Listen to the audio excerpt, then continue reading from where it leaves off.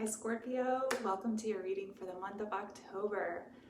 Wishing you a very happy birthday for my October Scorpios. And if you like the content that I share, please click the like and subscribe button down below. Okay, Scorpio. So maybe unsurprisingly, there is a big shift taking place for the Scorpios watching this message. This message could be for Scorpio's sun, moon, or rising. And let's get into your energy right away. You got the Knight of Pentacles. Now, this feels kind of contradictory to some of the stuff going on in your reading. So this feels to me like the method in which you are going through transformation at this time. And I like that because it suggests that whatever change is taking place, even if it's something that feels dramatic in your life, or if a relationship is ending, you're moving from one relationship to another, even perhaps, that whatever you're doing is thoughtful, that it's thought through, and that the changes that you're making in your life to move from point A to point B, whatever that looks like for you, are methodical. So that is definitely showing up, and I think that's going to be helpful as like a theme throughout the rest of the reading. Because I am sensing a shift taking place of some sort. Now, you have Uranus currently sitting across from you in your partnership house, in your 7th house in Taurus. And this does suggest radical change, maybe unseen transformation within your partnerships. Now, these can be partnerships of all forms, but if this is showing up in your romantic life, you might find that you are attracted to a partner that something that comes as a shock to you, someone that you didn't even see in that light, right? This, like, just as an example, this could even be the type of thing where you've known someone for a very long time, you didn't see them in the context like of being a romantic partner, and all of a sudden you're looking at them through this new lens, right? So that's just one example, but it can show up a lot of different ways. And in your environment, we'll jump to that, I got the Tower and the Fool card coming out together. Not small cards, not small energies, both major arcana cards, and they do make a lot of sense together because as one situation shows you that it's no longer working, as the foundation on something maybe feels as though it's collapsing, and to be honest, Scorpio, this seems like if it is collapsing, that it's a choice that you're making, not something that's just like happening. And that with that collapse comes an opportunity for a new path entirely. And I think you are the one that's almost like the lightning bolt in the Tower. You are the one that is changing things up. Now, again, it makes me want to go back to this Knight of Pentacles because I don't think this is like some decision that you just made one day, even though you might be surprising yourself in your behavior at this time. I think this is something you've been thinking about, ruminating about maybe even, and recognizing that something is no longer working. And so now you're taking practical steps to change it. And this does feel like a love reading. I don't generally pull just for love, but I'm gonna jump straight to the bottom of the deck. You got the Lovers, and by the time I got through the 9-card spread, which we'll get to, I was like, this feels like you want a heart-aligned, soul-aligned partnership or nothing. You want like a divine counterpart type partnership or nothing. And right underneath this, you have the 8 of Pentacles and the Sun. So someone who's willing to put in the work with you and someone who is your ultimate wish fulfillment and joy. This could be a Leo-like energy. You did have Leo in your 9-card spread as well.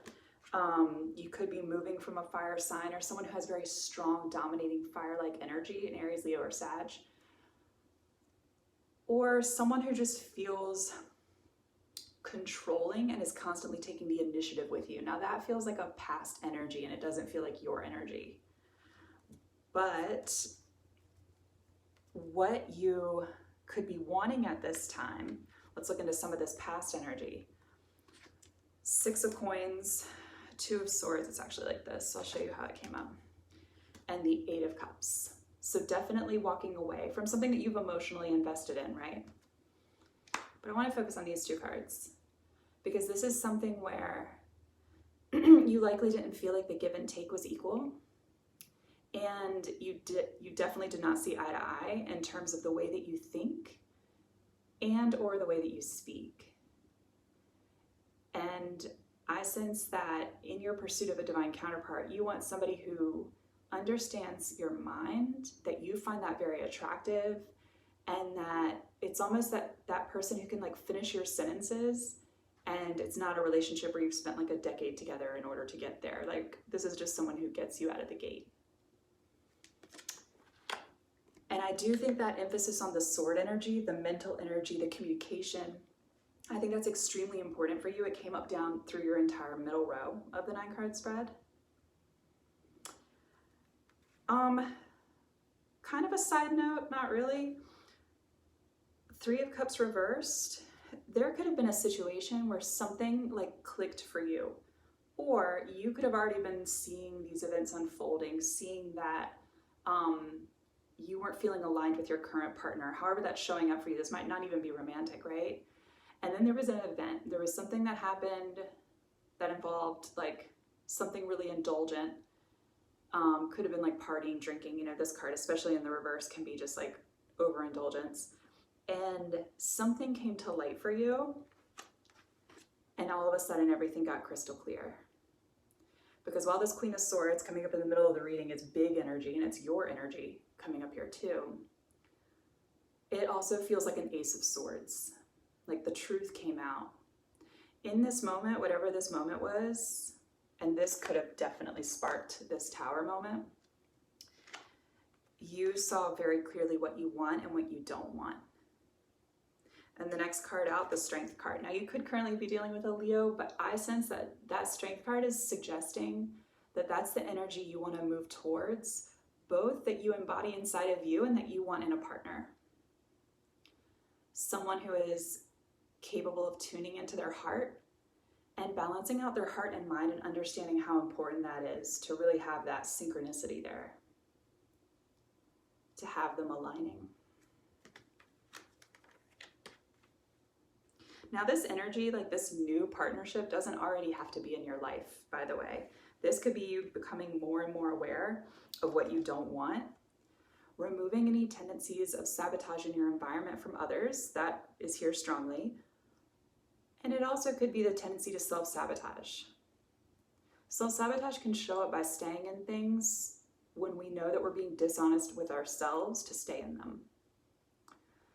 So this is a complete removal of the blindfold that maybe you've been having on yourself, and a putting down of any self-sabotaging tendencies. Seeing the truth for what it is, and being honest with yourself and other people about what you want. Now underneath the Queen of Swords, you have the King of Swords. A couple of things here. The person that you're leaving behind, whatever partnership this was, again, doesn't have to be romantic. This could have been somebody that like at one point you did feel really aligned to them. So I don't sense this is small. Like the Tower energy in your environment is not a small energy, right? I think whatever decision you're making is not a small decision. However, I think this comes back to that idea of like the correct partner for me or nothing, right?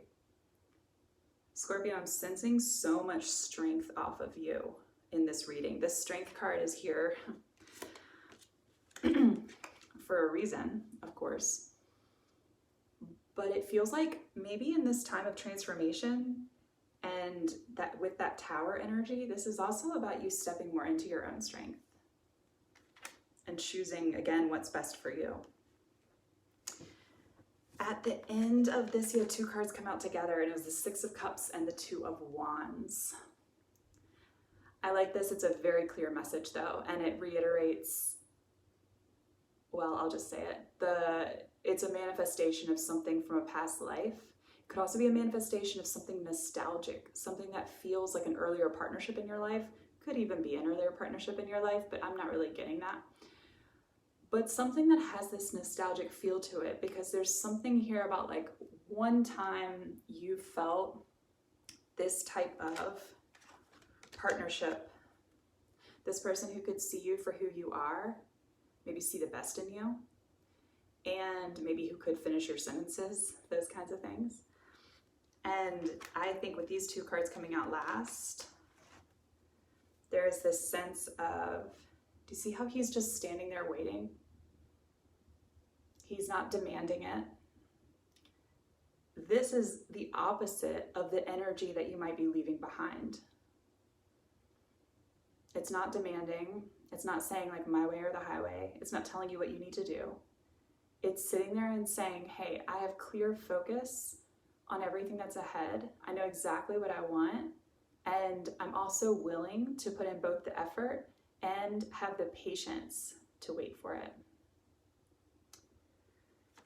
That is a beautiful, beautiful place to leave off. I love that message for you. All right, Scorpio, that has been your reading for the month of October. Again, if you like the content that I share, please click the like or subscribe, and I hope wishing you a beautiful month.